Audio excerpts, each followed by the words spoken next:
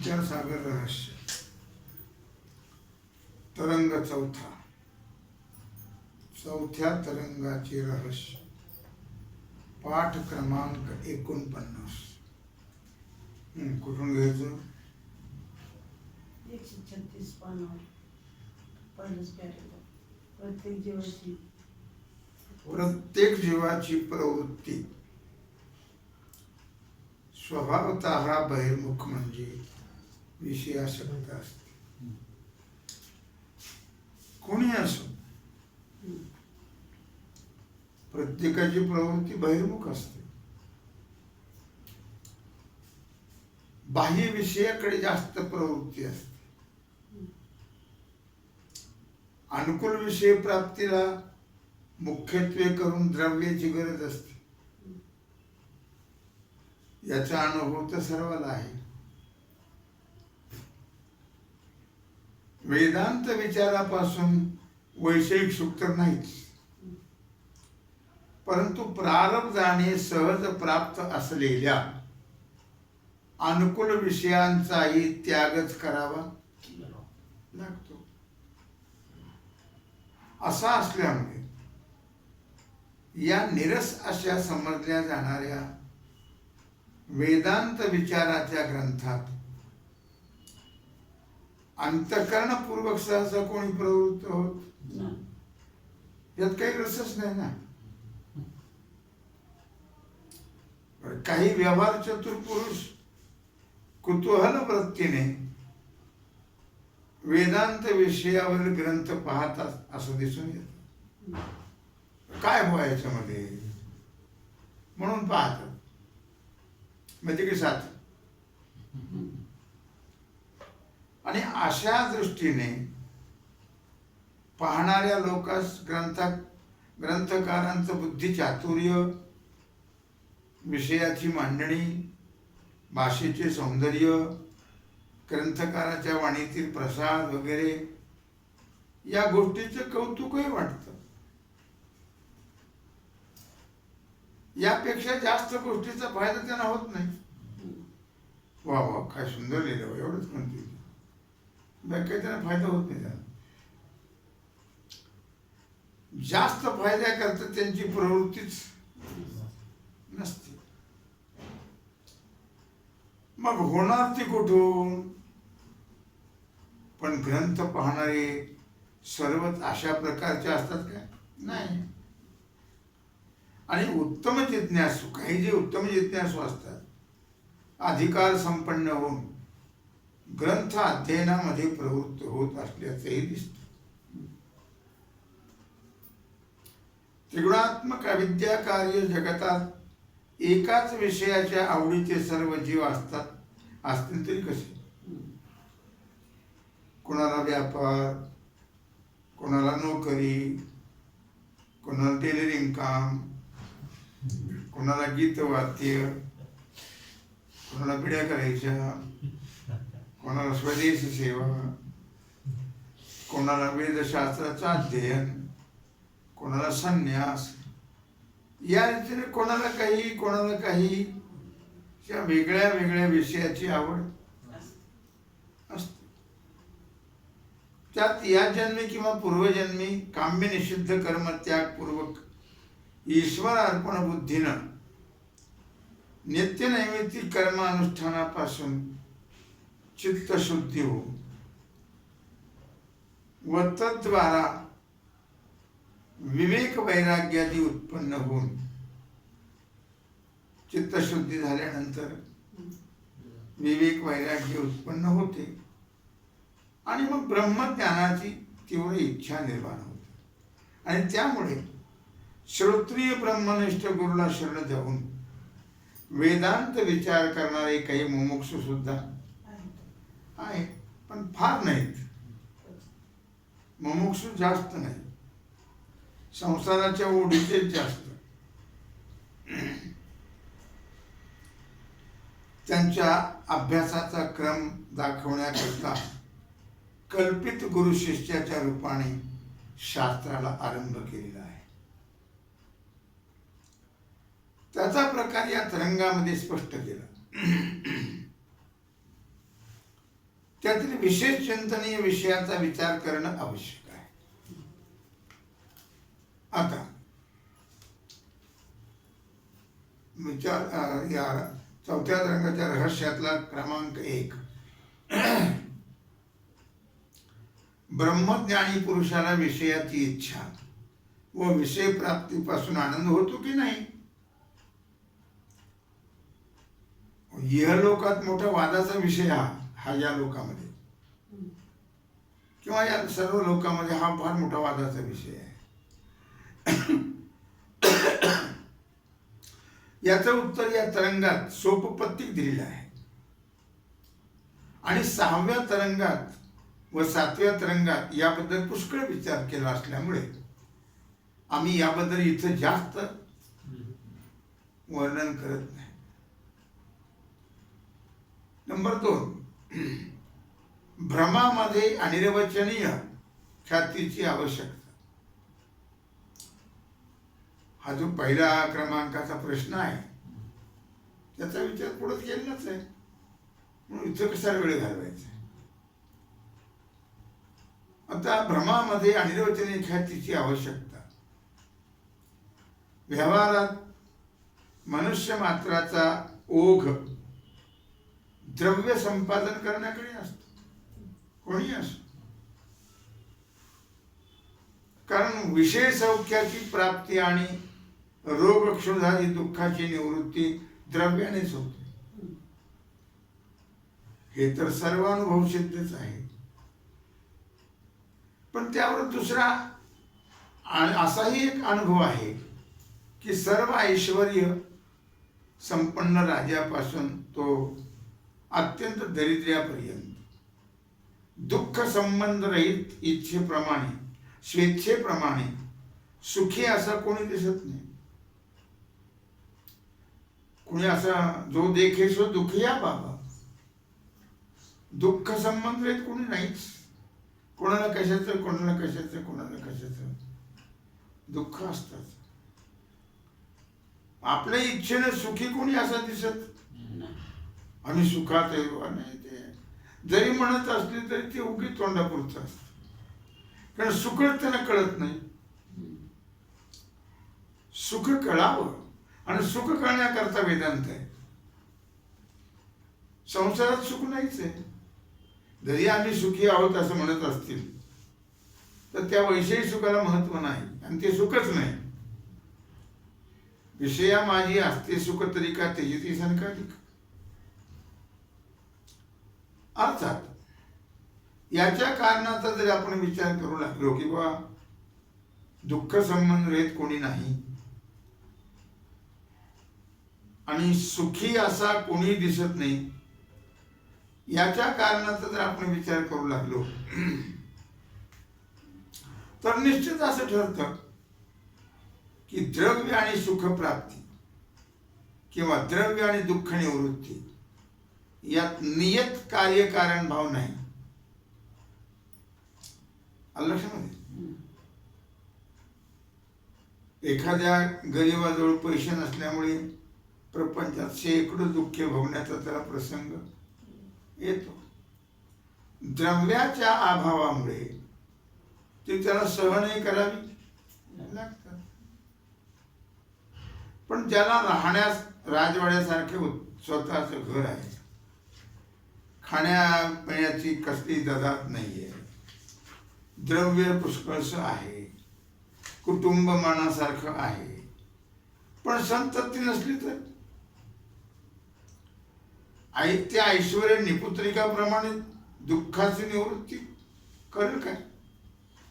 दुःख निवृत्ती करेल कसं करेल? पुष्कळ ऐश्वर्य काय उपयोग आहे त्याचा? मनाला समाधान आहे का? नाही.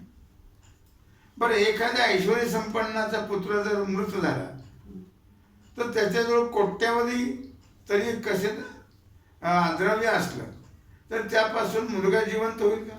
नाही होणार. किंवा पुत्र मरणाचं दुःख तरी कसं नाहीच होईल. आजपर्यंत शेकडो राजे महाराजे संस्थानिक मेले नाही का? मेले. ऐशी किती झाले होऊन गेले रावरंक. त्यांच्या मृत्यूपासून त्यांच्या पुत्राधिक आप्तेष्टाला झालेल्या दुःखाची निवृत्ती त्या राजैश्वर्यापासून कुठं झाली का? नाही झाली. त्याप्रमाणे राजे लोकांना दुर्दैवाने जेव्हा पत्नी पुत्रादी प्रिय व्यक्तीचा वियोग होतो तेव्हा त्यांना अत्यंत दुःख होतं. परंतु जवळ असलेल्या राजा ऐश्वर्यापासून त्या झालेल्या दुःखाचा नाश होतो का? नाही होत. ही स्थिती सर्व जीव मात्रांची आहे. तुम्ही कोणालाही विचारून बघा, पण कोणाकडूनही ऐश्वर्यापासून दुःख निवृत्त झालं असं उत्तर येणं शक्य नाही. द्रव्यापासून तर कोणताही व्यवहार चालतच नाही, हे तर खरंच आहे. या सर्वांचा विचार केला तर असा नियम करता येईल की फक्त द्रव्याभावामुळे जे सुख मिळत नाही किंवा जे दुःख निवृत्त होत नाही तेवढे सुख द्रव्याने प्राप्त होईल किंवा तेवढे दुःख द्रव्याने निवृत्त होईल. यापेक्षा द्रव्याचा जास्त काय उपयोग?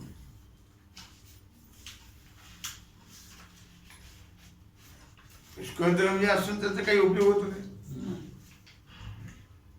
पुष्कळ रावणासारखे श्रीमंत लोक आहेत जगात, उपयोग काय त्याचा? सर्वही जाग्यावरही राहणार, देह हा मातीला जाणार. घरे दारे महाल माड्या संगे येईनात वेड्या सर्वही जाग्यावरी राहणार, देह हा मातीला जाणार. माय बाप बंधू बहिणी संगे येईनात कोणी सर्वही मायेचा बाजार, देह हा मातीला जाणार. जवळी असता पैसा रुक्का तवरी म्हणतील बाबा काका शेवटी नाही कुणाचा आधार, देह हा मातीला जाणार. शेवटी कोण आहे? त्वमेव माता च पिता त्वमेव, भगवंताशिवाय कोणी नाही. सगळा मायेचा बाजार आहे. आध्यात्मिक, अधिभौतिक आणि अधिदैविक हे 3 प्रकारचं दुःख आहे. आलं लक्षामध्ये? त्या सर्व दुःखानाशाची सर्व मनुष्याला सदैव इच्छा असून त्याकरता धडपड चालू असते. परंतु त्यापासून सर्व दुःखाचा नाश झालेला दिसून येत नाही. व्यवहार जसा दिसतो तसा सत्य आहे असा ज्याचा निश्चय आहे त्याला सर्व दुःख नाशाचा व्यावहारिक उपाय सापडणं शक्य का? नाही. आजपर्यंत शेकडो दीर्घ प्रयत्न करणारे सार्वभौमराजी होऊन गेले व अद्यापही आहेत. पण केवळ ऐश्वर्य किंवा दुसरे व्यावहारिक उपाय यापासून कोणाचीही सर्व दुःखाची निवृत्ती झालेली दिसत नाही. थोड्याच दिवसापूर्वी झालेल्या महायुद्धापासून हाच सिद्धांत ठरतो. सन 1939 ते 1945 मध्ये झालेल्या महायुद्धामध्ये एकापेक्षा एक ऐश्वर्य संपन्न राष्ट्र, राजकारी धुरंधर मंत्री आणि दीर्घ प्रयत्न करणारे लोक असूनही त्या महाबुद्धिमान म्हणून घेणाऱ्या इंग्लंडच्या मंत्र्यासही हिंदुस्थानातील गरीब लोकांपुढे ईश्वर प्रार्थनेकरता हात जोडावेच लागलेच.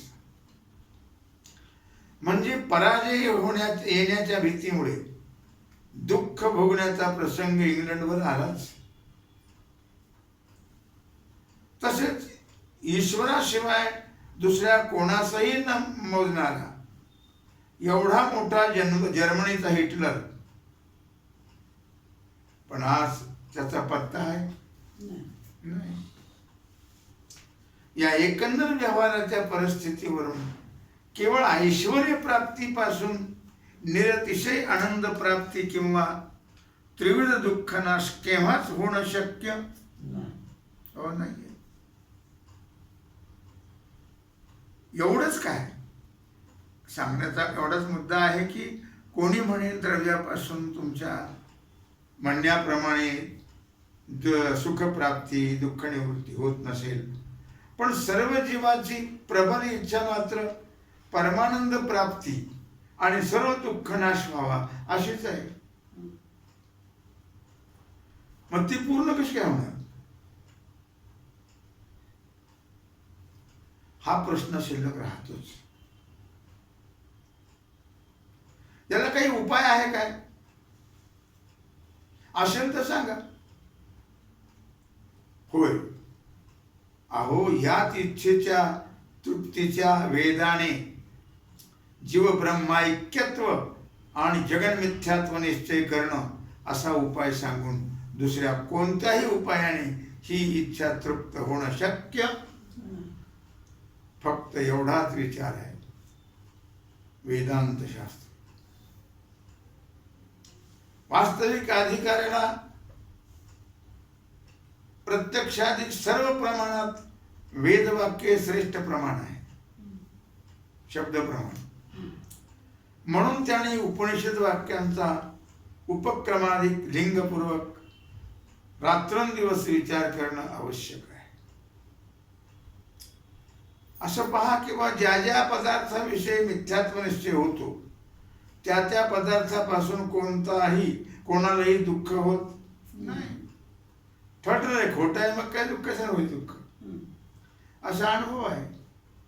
पण अगोदर निश्चय मनाचा व्हावा लागतो हे मिथ्या आहे सगळं, आणि ते मिथ्यात्व वेदांत शास्त्राच्या अभ्यासाने कळत. अशी एक कथा सांगतात. एका पुरुषाची स्त्री व्यभिचारिणी होती.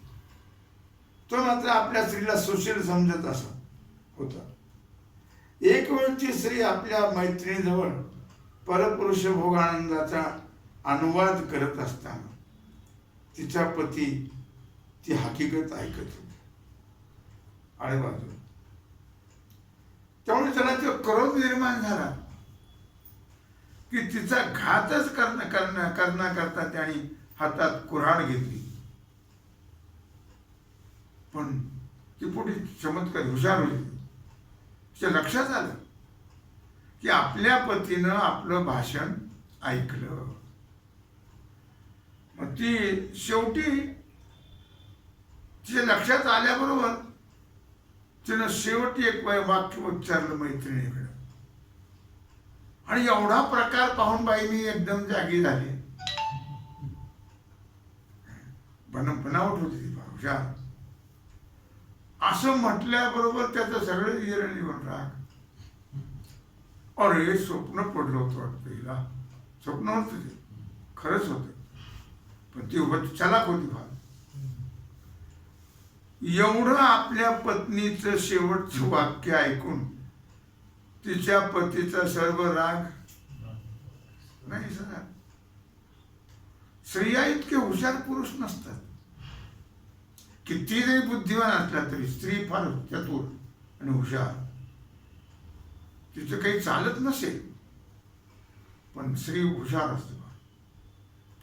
सगळ्यात काही मंद नसतात स्त्रिया. यात मुद्दा एवढाच आहे की जोपर्यंत आपल्या पत्नीचा व्यभिचार पती सत्य मानत होता तोपर्यंत त्याला क्रोध आला आणि दुःख झालं. आणि शेवटच्या वाक्य श्रवणाने त्याच व्यवहाराविषयी मिथ्यात्व निश्चय होऊन दुःखही गेलं. ही गोष्ट थोडी ग्राम्य आहे, हे खरं आहे, पण दुःखोत्पादक व्यवहार मिथ्या आहे. ग्राम्य गावठी गावठी खेडवळ.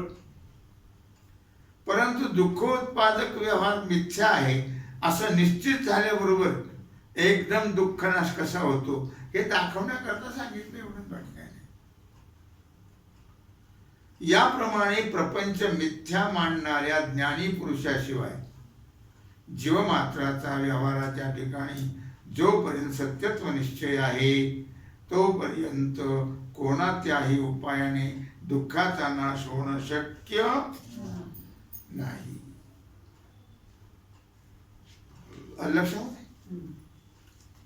म्हणून वेदाच्या मनोगतावरून जगात मिथ्यात्व निश्चय करणं अत्यंत आवश्यक आहे. बस तेवढाच उपाय आहे, दुसरा उपाय नाही. अहो, तुमचं हे म्हणणं अगदी बरोबर आहे वाटतं, पण मनाने सुद्धा ज्याचा विस्तार आकलन होणार नाही असा जगत व्यवहाराची प्रत्यक्ष प्रमाण आणि सत्यत्व सिद्धी असता दिसतोय ना. तुमचा हा 4 युक्तीच्या गोष्टी ऐकल्याने मिथ्यात्व निश्चय कसा काय होईल, हा मोठा प्रश्न आहे. तुम्ही कितीही सांगितलं तरी प्रत्यक्ष प्रतीत होणारी बायका, पोरं, घर, दार, ऐश्वर्य आदी हे कोणालाही खोटं मिथ्या वाटत नाही. असं वाटत कोणालाही, कोणीही मानणार नाही हे खोटं आहे म्हणून. एवढंच काय तर जगत मिथ्या आहे असं सांगणाऱ्या माणसाला वेड्याच्या इस्पितळात पाठवलं पाहिजे असंही ते म्हणतील. त्याच्या डोक्यावर परिणाम झाला. प्रत्यक्ष दिसताना हा खोटं म्हणतो हे आम्ही जाणून आहोत लोकांची स्थिती. पण हे त्यांचं म्हणणं अनेक जन्माच्या जगत सत्यत्व संस्काराने आणि प्रतिक्षणी सत्यत्व बुद्धीने चाललेल्या व्यवहारामुळे आहे. अनेक जन्म चालले परंपरा, आणि हे विसरता कामा नये. असल्या मनुष्यास सकृत श्रवणाने जगताविषयी सत्यत्व निश्चय नष्ट होऊन एकदम मिथ्यात्व निश्चय व्हावा तरी कसा. हे वर्तमान श्रवणाने कसं होईल, लगेच ऐकलं की नाही शक्य. पण जिज्ञासू बुद्धीने विचार करून लागलं तर युक्ती पुढे प्रत्यक्ष प्रमाणाने असलेला कोणताही निश्चय दुर्बल ठरण्यास फारशी अडचण पडत. पहा किंवा चंद्र सूर्याची बिंब प्रत्यक्ष डोळ्याला किती केवढी दिसतात, बचके एवढं दिसतात. पण ज्योतिषशास्त्राचे शास्त्र जाणणारे जे गणिताने त्यांचं परिमाण लक्षावधी योजने सांगितले. एक योजन म्हणजे 4 कोस, असे लाखो योजने विस्तार आहे.